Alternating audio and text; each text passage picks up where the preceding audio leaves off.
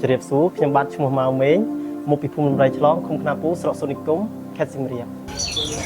ជម្រាបសួរអ្នកខ្ញុំឈ្មោះឈុំឡុំជាប្រធានបណ្ដាញយុវជនរបស់គម្រោង ESIPA ហើយមកពីភូមិឈូកឃុំខ្នាពូស្រុកសូនីគមខេត្តសៀមរាបជម្រាបសួរ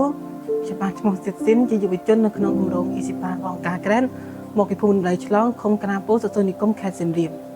ជម្រាបសួរអ្នកខ្ញុំឈ្មោះរ៉ុនលាក់ជាយុវជននៅក្នុងគម្រោង ESIPA ខ្ញុំមានតួនាទីជាហេរ៉ាញឹកខ្ញុំរស់នៅភូមិរំដេងឃុំខ្នាពូស្រុកសូនីគមខេត្តសៀមរាប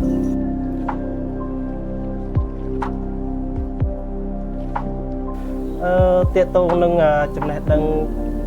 មុនពេលដែលចូលគម្រោងខ្ញុំមិនសូវមានទំនុកចិត្តទៅលើវិស័យកសិកម្មដោយសារតែខ្ញុំមានជំនាញខ្លះប៉ុន្តែអត់សូវមានទំនុកចិត្តអត់អាចគិតថានឹងអាចធ្វើបាននៅពេលហ្នឹងគឺយើងមានអារម្មណ៍ថាវាស្ទាក់ស្ទើរក្នុងការចាប់ផ្ដើមពីមុនមកខ្ញុំធ្លាប់ធ្វើកសិកម្មដែរប៉ុន្តែវាទទួលបានបរាជ័យក្នុងការចិញ្ចឹមមឿនដោយសារតែយើងចាប់ផ្ដើមហើយ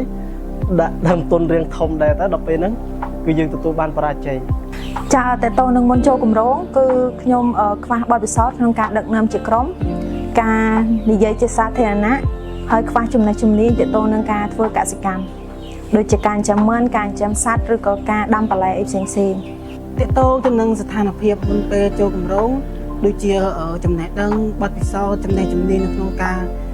ដែលធ្វើពាក្យពើទៅនឹងវិស័យកសិកម្មគឺខ្ញុំមិនដែលមានសោះតែបងទៅលើវិស័យកសិកម្មខ្ញុំអត់ទាន់យល់ច្បាស់ពីការធ្វើការងារកសិកម្មហើយចំពោះពីជំនាញផ្សេងដែលទាក់ទងទៅនឹងកសិកម្មដូចជាការចិញ្ចឹមសត្វការធ្វើការចិញ្ចឹមសត្វការដាំបន្លែនឹងពួកយើងអត់ទាន់បានយល់ច្បាស់ទេ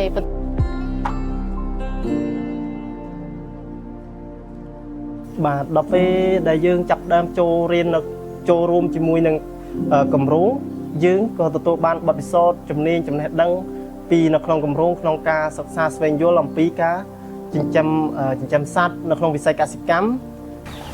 បន្ទាប់ពីខ្ញុំបានចូលគម្រោងមកគឺខ្ញុំមានជាភាពជាអ្នកដឹកនាំ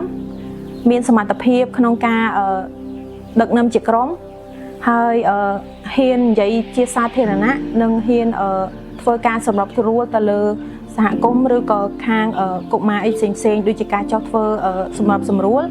ទៅការគ្រប់គ្រងសម្រាមហើយនឹងការចោះអំពើហិង្សាទៅលើគ្រួសារហើយនឹងសម្របសម្រួលទៅលើអត្ថប្រយោជន៍នៃព្រៃឈើទាក់ទង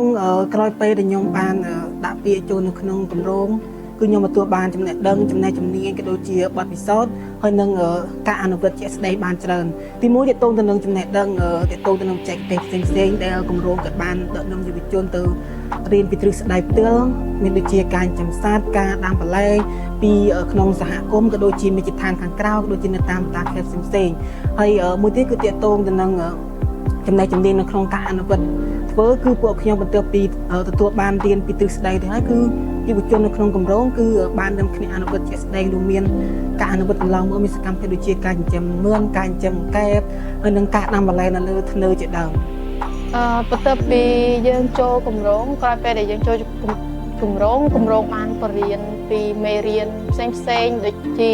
មេរៀនសម្របសម្រួល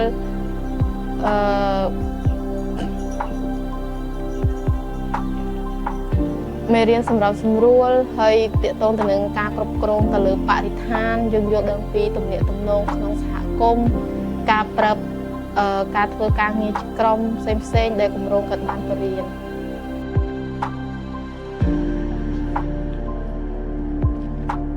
បើចំពោះគម្រោងគឺមានផលជាចំពោះខ្ញុំទៅនឹងសហគមន៍ដែលនៅជិតនៅក្នុងតំបន់ដែលខ្ញុំរស់នៅដូចជាបានផ្ដល់នៅចំណេះដឹងជួយគ្រប់គ្រងដល់រូបខ្ញុំហើយក៏ជួយឲ្យខ្ញុំយល់ដឹងពីខាង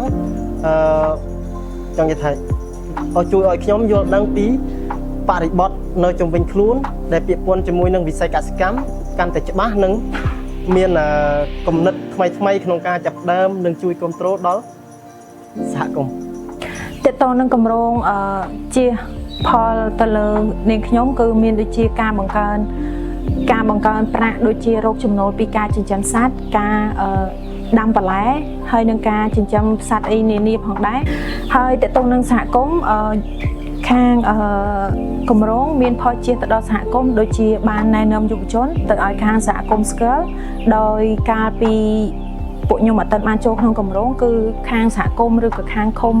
នានាខាងអាជ្ញាធរនានាគឺអត់ទាន់ស្គាល់ខាងយុវជនហ្នឹងទេថាគាត់ជានរណាគេហើយមកពីខាងណាហើយតួនាទីជាអីគេហើយក៏មានផលជាទៅដល់ខាងសហគមន៍ដូចជាបានបង្ផលិតជាបន្លែឬក៏ចិញ្ចឹមសត្វចិញ្ចឹមមឿនអីផ្សេងៗដើម្បីផ្គត់ផ្គង់ទៅដល់ខាងទីផ្សារជួយផ្គត់ផ្គង់ទៅដល់សហគមន៍ផងដែរ ទាក់ទងទៅនឹងផលជាមកលើខ្លួនឯងក៏ដូចជានៅក្នុងសហគមន៍គឺមានច្រើនទីមួយផលជាទៅលើខ្លួនឯងគឺខ្លួនឯងអាចទទួលបានបទពិសោធន៍ហើយនឹងចំណេះដឹងយ៉ាងច្រើនទាក់ទងទៅនឹងវិស័យកសិកម្មដែលអាចឲ្យខ្លួនឯងចូលទៅអនុវត្តក៏ដូចជាធ្វើជាប្រកបរបរនៅក្នុងផ្ទះខ្លួនឯងនៅពេលដែលយើងផលិតដោយការចិញ្ចឹមសត្វឬការដាំបន្លែបានច្រើនគឺជាអាចប្រកួតផ្គងផលិតផលទាំងនោះទៅក្នុងសហគមន៍កាត់បន្ថយការនាំចេញបន្លែឬក៏ត្រីសាច់ពីខាងក្រៅចូលក្នុងសហគមន៍បង្កើនការងារដល់យុវជនកាត់បន្ថយការធ្វើចំណាកស្រុករបស់យុវជនក៏ដូចជាយុវជនអាចចែករំលែកនៅបទពិសោធន៍ដូចជាចំណេះជំនាញដែលគាត់បានអនុវត្តកន្លងមកទៅដល់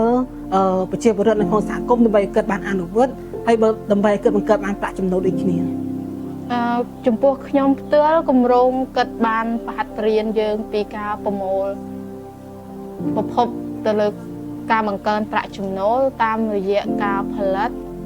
ទៅលើសមត្ថភាពខ្លួនឯងនិងការលក់ពីផលិតផលទៅលើកសិកម្មដើម្បីឲ្យយុវជនក៏ទទួលបាននៅថវិកាត្រឹមជាងពេលការដែលយើងអត់ទាន់បានចូលក្នុងគម្រោងហើយចំពោះខ្ញុំផ្ទាល់យើងចេះពីជំនាញកសិកម្មទាក់ទងទៅនឹងការចិញ្ចឹមសត្វការដាំបន្លែហើយនឹងការធ្វើជីកំប៉ុស្តអីផ្សេងៗទាក់ទងទៅនឹងការប្រើប្រាស់ជីធម្មជាតិដែលយើងកាត់បន្ថយជីគីមីហើយចំពោះសហគមន៍គឺគម្រោងក៏បានបង្កើនទំនាក់ទំនងរវាងយុវជនទៅនៅក្នុងសហគមន៍ដែលយើងមានការបញ្ចេញមតិនៅក្នុងសហគមន៍ហើយនឹងជំរុញឲ្យសហគមន៍នឹងក៏ទទួលស្គាល់ទៅដល់យុវជនដូចគ្នា សូមអរគុណសូមគោរពលា អរគុណសូមគោរពលាបាយបាយ សូមអរគុណបាទសូមជម្រាបលា